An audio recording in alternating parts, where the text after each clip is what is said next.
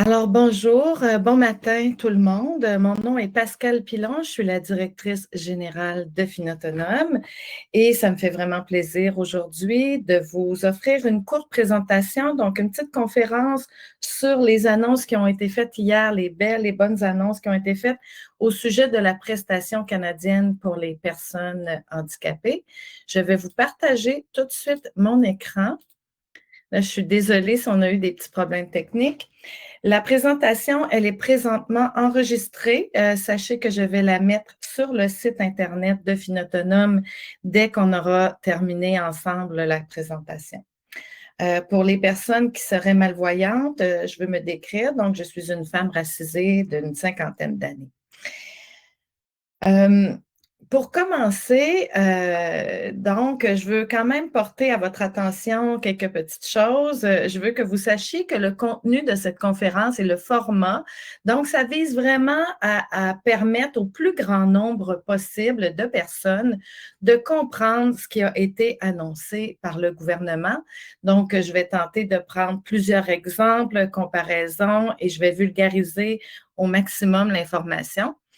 Je vais vous inviter, comme vous êtes plusieurs participants, là, il y a une centaine de personnes en ligne, ça ne sera pas possible pour moi de prendre des questions verbales à la fin de la présentation.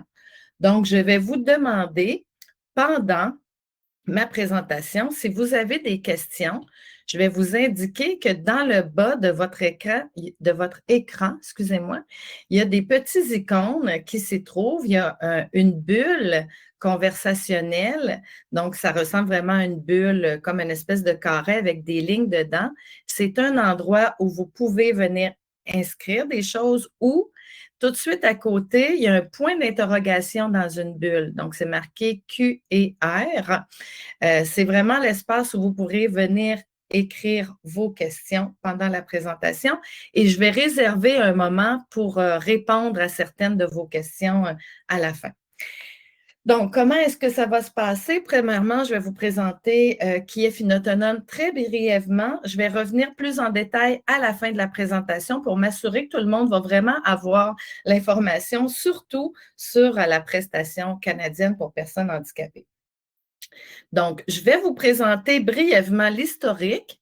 C'est quoi les nouvelles qui ont été annoncées hier et le détail du règlement résumé de cette prestation-là. Donc, on va voir c'est quoi les grandes lignes, à qui est-ce que ça s'adresse, c'est quoi les seuils de revenus. Par la suite, s'il me reste un peu de temps, peut-être que je vais aborder des éléments sur le crédit d'impôt pour personnes handicapées. Vous allez comprendre pourquoi en cours de route, là, en cours de présentation. Si toutefois, je n'avais pas le temps de présenter en détail le crédit d'impôt pour personnes handicapées, je vais vous indiquer où aller voir pour vous inscrire à notre prochaine conférence qui traite exclusivement de ce sujet-là. Et comme je vous disais, par la suite, je vais prendre quelques questions et je vais vous présenter les services de Finautonome, donc à la fin. Mais sachez que si vous avez des questions qui ne sont pas répondues ce matin, on a un service d'accompagnement qui vise vraiment à répondre à toutes vos questions. Donc, on y répond toujours. Je vais commencer tout de suite donc à attaquer le sujet qui nous intéresse ce matin. Vous dire que Finautonome, donc on est quand même un organisme communautaire, on est par et pour les gens que vous voyez sur l'image. Donc, il y a une photo avec l'ensemble de l'équipe de Finautonome qui est présent. Donc, vous voyez que ce sont à la fois des personnes en situation de handicap, visibles et invisibles, et que notre objectif, notre mission, c'est vraiment d'améliorer le bien-être financier des personnes en situation de handicap et leurs proches. Pourquoi est-ce que je tenais à nouveau à faire une présentation sur la prestation canadienne? Bien, c'est oui, parce qu'il y a des bonnes nouvelles, quoiqu'elles ne sont pas tout à fait finales. On va avoir un final vraiment le 12 mars. Donc, j'ai appris par des gens d'Emploi et Développement social Canada que le final, le règlement final va être complété, il va être rendu public le 12 mars. Donc, on pourra vous revenir, mais je tenais à vous en parler rapidement de la prestation canadienne et des annonces, parce que quand même, dans ce qui a été présenté hier par la ministre et aussi qui a été mis en ligne, vous allez voir que le projet est très avancé puis qu'on a vraiment une meilleure idée du guide. Donc, à qui ça va s'adresser, comment est-ce que ça va fonctionner. Donc, même si on ne sait pas tout, ça vaut la peine d'en parler tout de suite. Puis, il faut savoir qu'au Québec, on prend très peu les mesures fédérales.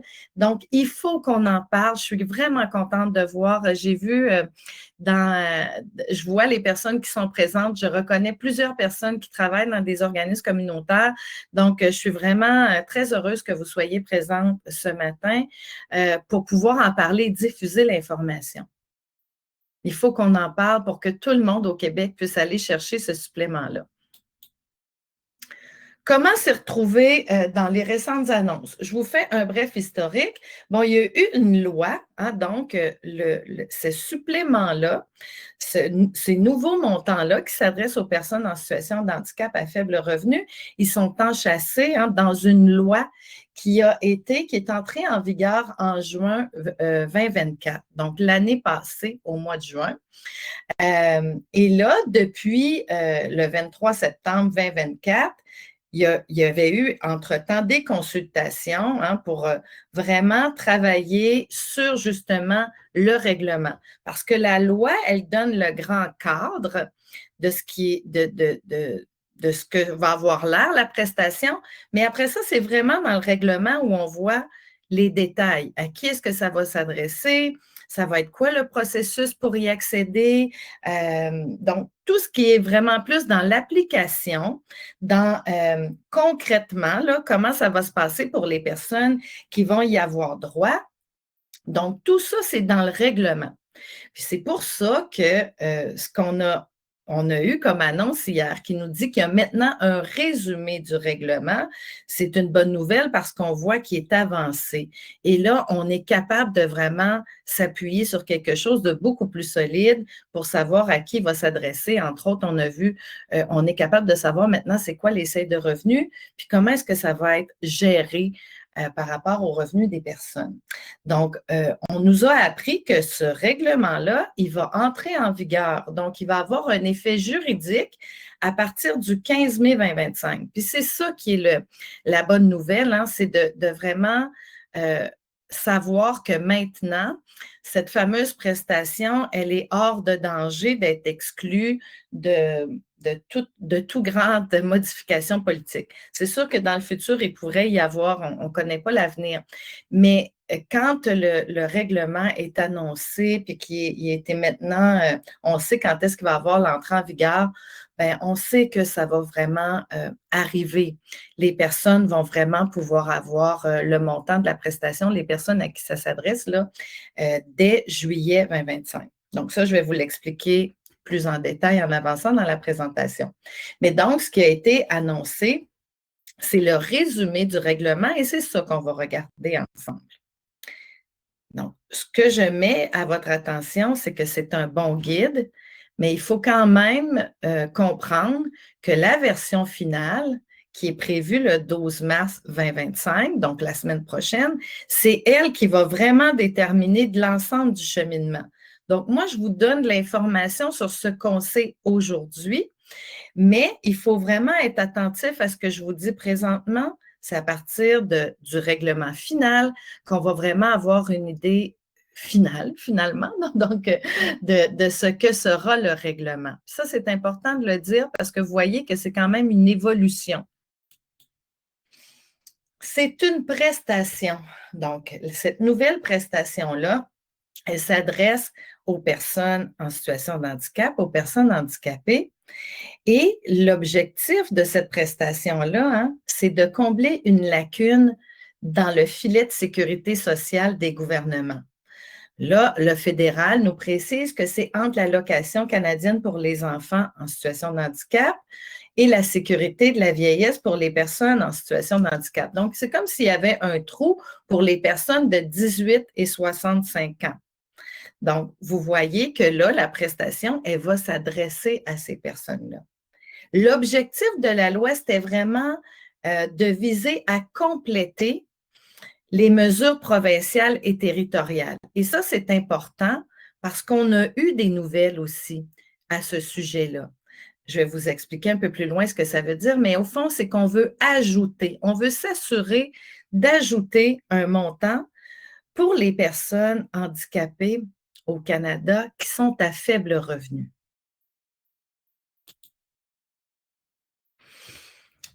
Pourquoi est-ce que je vous dis que c'est une bonne chose? On a eu des nouvelles. Donc, le 26 décembre, vous voyez dans la Gazette officielle du Québec, là, tout ça, je vous ai mis des liens sur le site Internet de Finautonome. Vous pourrez aller voir. Mais tant pour les annonces du fédéral que du provincial, j'aime bien vous partager les éléments tels on les voit, tels qu'on en prend connaissance nous-mêmes.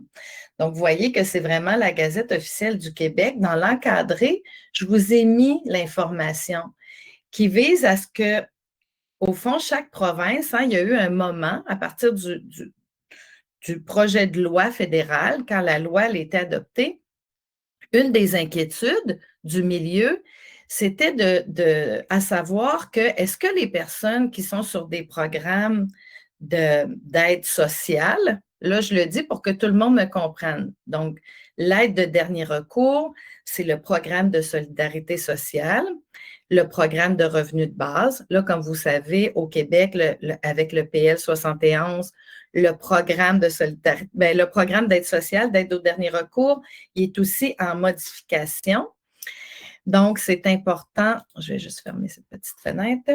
Donc, c'est quand même important là, de savoir que dans ce règlement-là, donc il y a eu un règlement qui nous a permis de savoir qu'au Québec, notre gouvernement provincial a fait le choix d'exonérer. Donc, c'est-à-dire qu'on ne va pas prendre le revenu de la prestation, ça ne va pas compter comme un revenu qui pourrait venir diminuer une prestation d'aide sociale. Donc, ce que ça dit, c'est que quand un gouvernement, puis là, vous voyez le dernier petit, j'espère que vous voyez là, mon curseur, mais je vais vous le lire dans le fond. Donc, c'était une modification au projet de règlement sur l'aide aux personnes et aux familles. Et là, le troisième point, on dit un montant d'au plus 200 dollars par mois par personne admissible à la prestation canadienne pour les personnes handicapées, prévu par la loi sur la prestation canadienne pour les personnes handicapées. Donc, par la présence de ce règlement-là, il venait dire que ça va être exclu du calcul de la prestation à l'aide sociale. Donc, ça, c'est vraiment une très bonne nouvelle pour les personnes en situation de handicap à faible revenu au Québec. Donc, on est déjà assuré que ce montant-là, de la prestation en juillet, ne va pas venir diminuer le montant d'aide sociale. Donc, j'espère que je suis bien claire à ce sujet-là et que tout le monde comprend bien. Si vous avez des questions, n'hésitez pas à les poser là, dans l'espace à questions. La prestation, qu'est-ce que le gouvernement, en gros, là, je vous amène les grandes lignes, puis on va y aller plus en détail. Donc, le gouvernement, il prévoit effectuer un premier versement en juillet 2025. Le montant maximal de la prestation par année, ça va être 2 400 $, soit 200 $ par mois. Et là, pour y avoir droit à cette prestation-là canadienne, il faut que les personnes soit des personnes à faible revenu, on va voir exactement ce que ça veut dire, mais elles doivent aussi être âgées entre 18 et 64 ans inclus. Donc, ça, c'est les 2 premiers critères les plus importants. Puis, il faut être admis au crédit d'impôt pour personnes handicapées. C'est pour ça qu'en début de rencontre, je vous ai dit, si vous avez des questions, si vous avez toujours pas votre admissibilité au crédit d'impôt pour personnes handicapées, vous ne serez pas admissible tout de suite à cette prestation-là parce que c'est une condition obligatoire.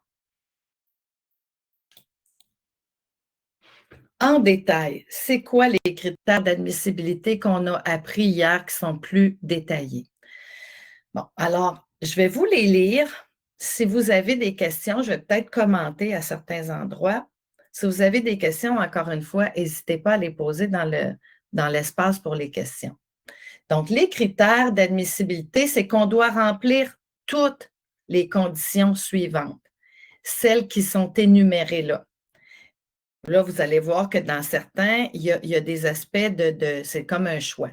Mais donc, c'est obligatoire d'être considéré comme une personne résidant au Canada pour l'application de la loi sur l'impôt sur le revenu.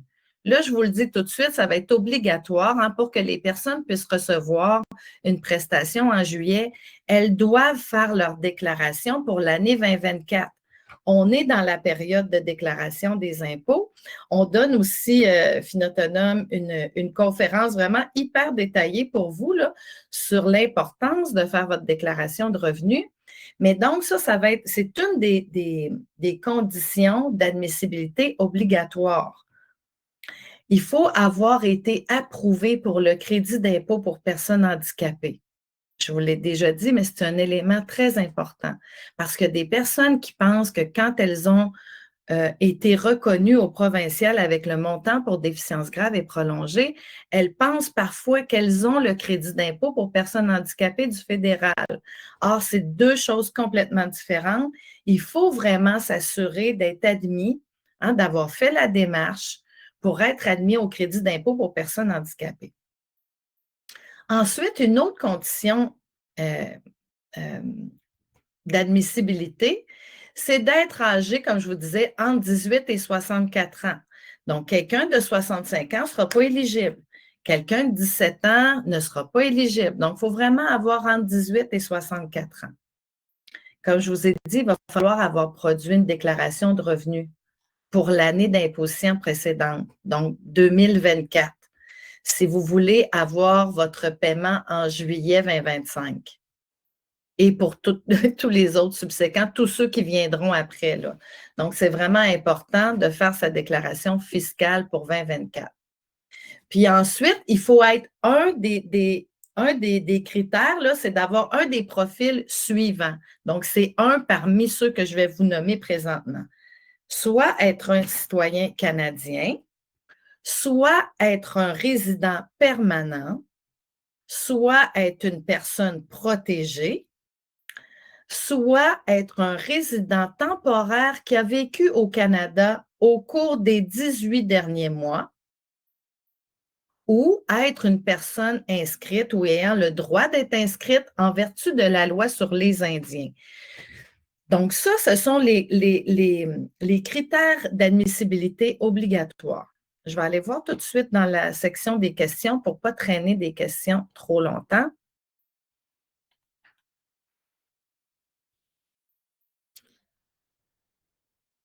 Donnez-moi juste une petite seconde.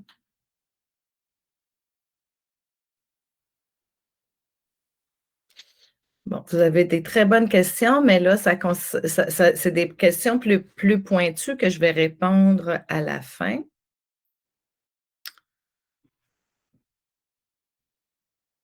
Comme je vous le répète, ça, c'est un règlement, c'est un résumé du règlement. L'officiel là, va se faire le 12 mars. En tout cas, c'est ce qu'on m'a dit. Sinon, ça va être dans les jours qui vont suivre. S'il y a des changements puis des éléments très importants là, qui se démarquent de ce que je vous présente aujourd'hui, je vais refaire un enregistrement que je vais rendre disponible pour bien expliquer l'ensemble de où est-ce qu'on en est rendu avec ce règlement-là. Parce que je vois déjà des questions que vous me posez où, comme je vous le dis, là, ça, c'est ce qu'on sent date d'aujourd'hui. On peut considérer que c'est pas mal certain que ça va se passer comme ça, sinon ils ne nous l'auraient pas partagé, selon moi. Mais bon, vous savez, il y a toujours, tant que ce n'est pas officiel, il y a toujours des petites choses qui peuvent changer. Mais moi, je suis très à l'aise de vous présenter ça aujourd'hui parce qu'on a quand même des informations, des nouvelles informations super intéressantes, entre autres sur les seuils de revenus. C'est une prestation qui s'adresse aux personnes à faible revenu. On s'est demandé beaucoup comment est-ce qu'ils vont calculer le faible revenu parce que on pourrait dire que ce que ça nous coûte pour vivre, notre quotidien, nos besoins de base, ça ne coûte pas la même chose dans toutes les provinces canadiennes. Ça coûte plus cher se loger, par exemple, en Colombie-Britannique versus au Nouveau-Brunswick. Je vous donne un exemple là, pour que vous compreniez bien. Donc, on se posait des questions sur ça va être comment est-ce qu'ils vont calculer le seuil de revenu. Là, dans le règlement résumé, ce qu'on nous indique, c'est que pour une personne célibataire, il semblerait que le montant va être pareil partout au Canada. Le seuil de revenu, donc ça veut dire que si vous dépassez, si votre revenu est plus important, il est plus gros que 23 000 par année pour une personne seule, célibataire, ben au-dessus du 23 000, vous allez avoir une réduction sur le 200 par mois. Mais si vous gagnez en bas de 23 000 si votre revenu est plus faible, si votre revenu annuel est entre 0 et 23 000 à ce moment-là, vous allez avoir la pleine prestation de 200 par mois. Ça, c'est pour une personne seule. Pour les personnes qui sont en couple, qui sont mariées ou en union de fait, donc il faut vraiment que ce soit conjoint, conjointe là, reconnu, donc soit marié ou en union de fait, le montant, le seuil de revenu pour ce couple, pour les couples, annuellement, ça va être 32 500 $. Ça veut dire qu'il ne faut pas que le revenu des deux personnes dans le couple, là, mis ensemble, dépasse 32 500 $ pour avoir la pleine prestation. Mais si les deux personnes qui forment le couple ensemble, elles ont des revenus qui dépassent 32 500 $, elles vont être, ou il va y avoir une réduction de ce montant-là. Puis là, il y a un petit calcul. Ça, c'est l'élément sur lequel je vais vous amener. Il va y avoir un calcul, puis on sait déjà comment ça va être calculé pour réduire cette prestation-là. Donc, jusqu'à un certain montant de revenus, vous n'allez peut-être pas avoir 200 $, mais ça va être moins. Et ça, jusqu'à ce que vous ayez atteint zéro, hein, si votre revenu est suffisamment élevé pour que la façon de calculer la réduction de la prestation soit atteinte. Je pense développer un outil parce que ça va être quand même relativement facile, peut-être un petit fichier Excel qu'on pourra vous transmettre, Finautonome, sur lequel vous allez pouvoir faire une petite simulation, OK? C'est-à-dire que le calcul est quand même assez simple, mais pour vous faciliter la vie, on va vous préparer un petit fichier sur un calculateur comme Excel pour que vous soyez capable de voir puis de pouvoir savoir à quoi vous pouvez vous attendre comme prestation si vous remplissez tous les critères d'admissibilité. Donc, pour une personne toute seule, célibataire, hein, si elle gagne au-dessus plus que 23 000 $, sa prestation elle va être réduite de 20 cents pour chaque dollar de plus. Donc, hein, si elle fait 23 001 $, sa prestation va être réduite de 20 sous. Donc, c'est pour ça que je vous dis, c'est relativement simple. On va pouvoir vous préparer un outil pour que vous soyez capable de faire le calcul pour les personnes que ça excède, que leur revenu il est plus important, il est plus gros que 23 000. Puis pour les couples, hein, la façon de le calculer, ça va être 10 cents par personne pour chaque dollar de revenu supérieur pour le couple. Donc, ça aussi, ça va être relativement facile de faire le calcul puis de vous dire, mais donc, on les a maintenant, les seuils de revenus. Et là, je vous amène à un autre élément important qui, selon moi, est une bonne nouvelle, c'est-à-dire qu'il va avoir un montant exonéré, ça veut dire qu'on ne va pas le compter. Hein? Il ne va pas compter dans le calcul. C'est au sujet des revenus de travail des personnes en situation de handicap. Donc, si vous avez un revenu de travail, mettons que vous êtes sur le programme de revenu de base et que vous avez un emploi à temps partiel, en plus d'avoir votre programme de revenu de base, parce que vous savez maintenant que vous n'êtes pas pénalisé hein, jusqu'à un 15 000 et quelques dollars là, par année. Hein, vous pouvez travailler maintenant, avoir des revenus de plus. Donc ça, là, ce revenu-là que vous avez déjà au programme de revenu de base, mettons que c'est le 15 000 que vous avez de base. Là, j'arrondis, je fais des chiffres ronds pour qu'on se comprenne, que ce soit plus facile, puis que vous avez droit de gagner un autre 15 000 puis que vous travaillez à temps partiel. Bien là, regardez, c'est que votre emploi, là, jusqu'à un montant maximum de 10 000 de vos revenus d'emploi, ils ne vont pas venir, ces revenus-là ne vont pas être comptés dans le calcul que je vous ai expliqué ici. Donc, si une personne célibataire a un revenu, mettons, de 15 000 au programme de revenu de base, qu'elle gagne un autre 10 000 de plus, elle n'aura aucune pénalité sur sa prestation de la prestation canadienne pour personnes handicapées. Donc, elle va avoir son 200 complet de prestations par mois. Je vais aller voir encore une fois dans les questions pour m'assurer que… OK, il y a des petites choses que je vais pouvoir répondre à la fin. OK. Donc, je vais pouvoir revenir avec les questions, mais jusqu'à présent, c'est des questions. Je pense que vous comprenez bien la base. Le début, quand est-ce que ça va commencer tout ça? Je vous le dis, donc, on dit que la première prestation, la première date à laquelle une personne peut être admissible à la prestation, c'est juin 2025, parce que le premier versement, il va être payable, donc il va être versé dans le compte des personnes en juillet 2025. Et ça, c'est pour toute l'année. Donc, vous voyez que idéalement, dans un monde idéal, il faudrait que vous ayez rempli toutes les conditions d'admissibilité, donc avoir le CIPH, avoir fait votre déclaration de revenus pour pouvoir vous qualifier afin de recevoir la prestation qui va être payable en juillet 2025. Il y a un autre élément qui nous a été détaillé, c'est-à-dire qu'il va pouvoir y avoir une rétroaction. Les personnes admissibles, ils pourraient recevoir jusqu'à 24 mois de versement rétroactif lorsqu'elles présenteront leur demande.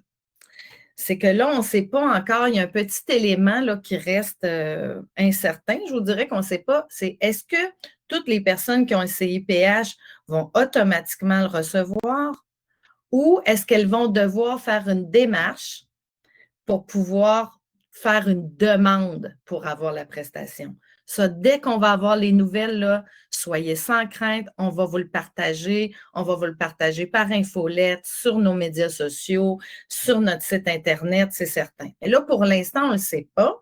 Sauf que là, ce qu'on nous dit, c'est qu'une personne pourrait être admissible et recevoir jusqu'à 24 mois, donc 2 ans de prestations rétroactifs. Mais là, il faut que vous compreniez que cette prestation-là, elle entre en vigueur au mois de juin 2025.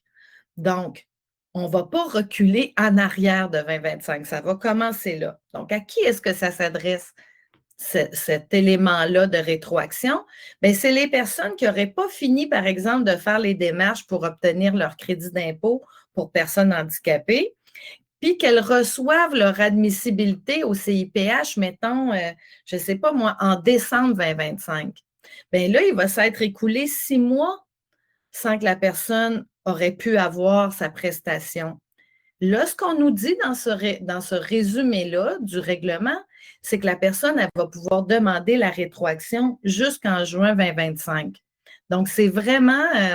ça aussi, je trouve que c'est un élément de bonne nouvelle parce que les personnes qui sont en train de faire les démarches pour obtenir le crédit d'impôt pour personnes handicapées, des fois, ça peut être long d'avoir un rendez-vous avec notre professionnel de la santé. Il peut y avoir toutes sortes de choses qui font que les démarches peuvent être longues.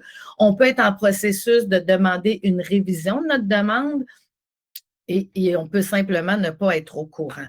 Donc, au moins, on sait que les personnes vont pouvoir aller chercher la rétroaction jusqu'à 2 ans en arrière, même si elles ne sont pas inscrites là, dès le début de la prestation.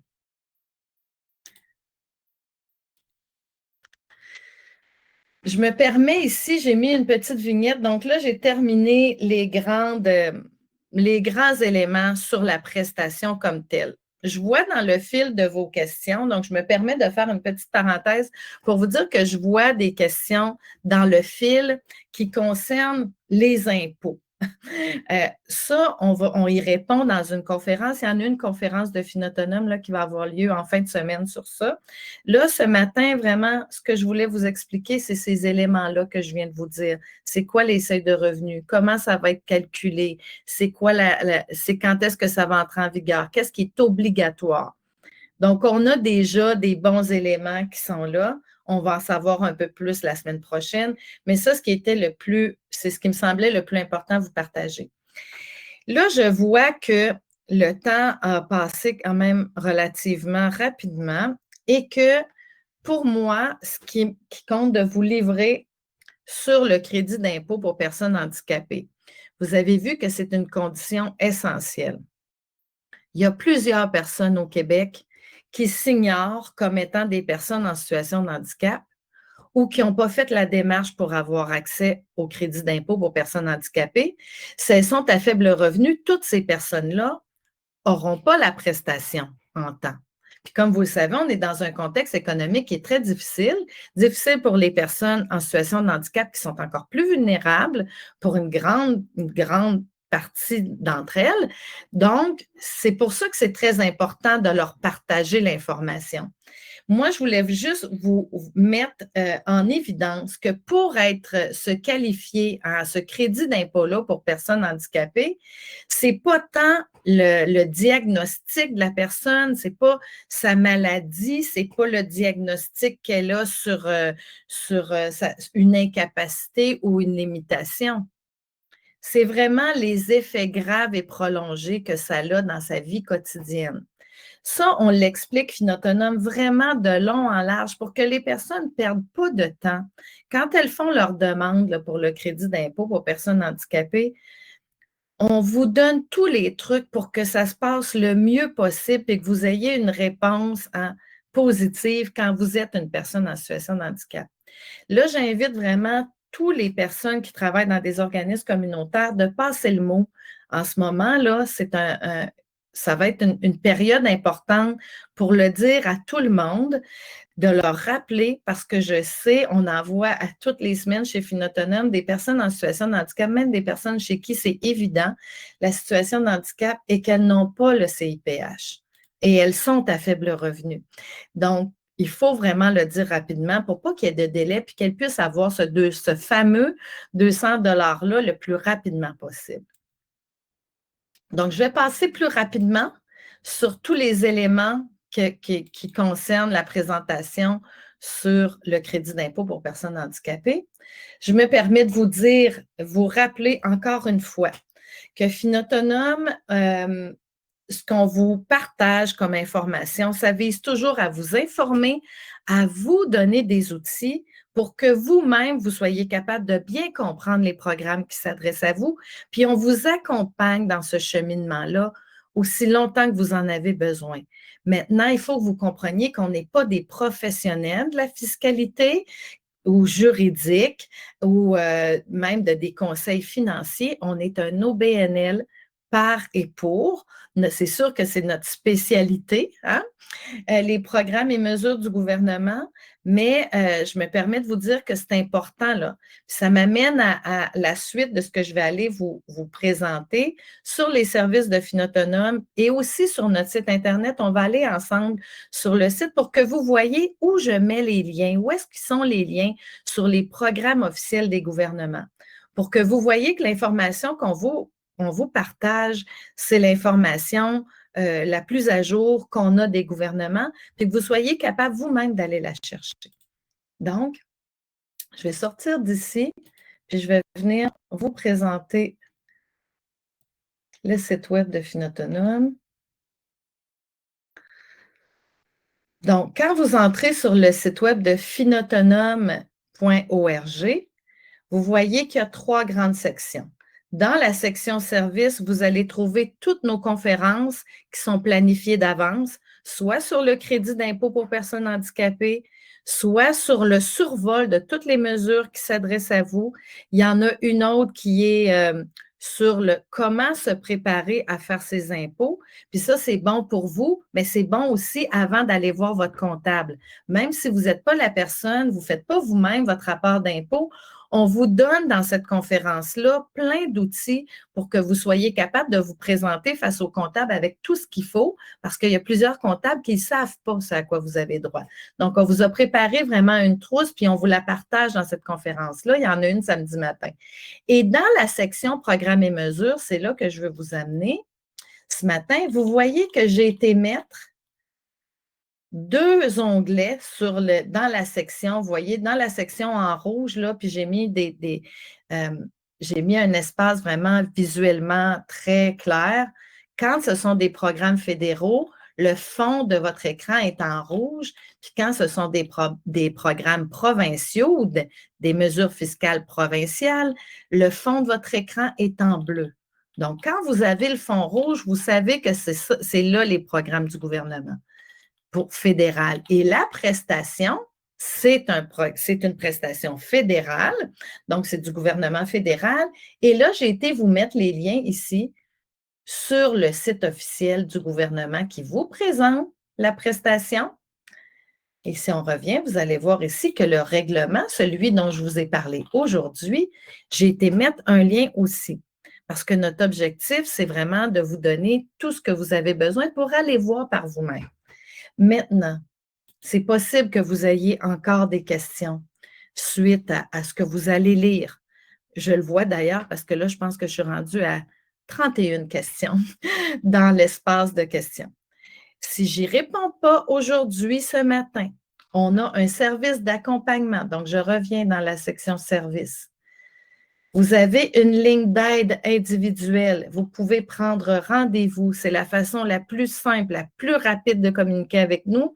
Notre équipe que je vous ai présentée en début de rencontre va être là pour répondre à vos questions spécifiques à vous.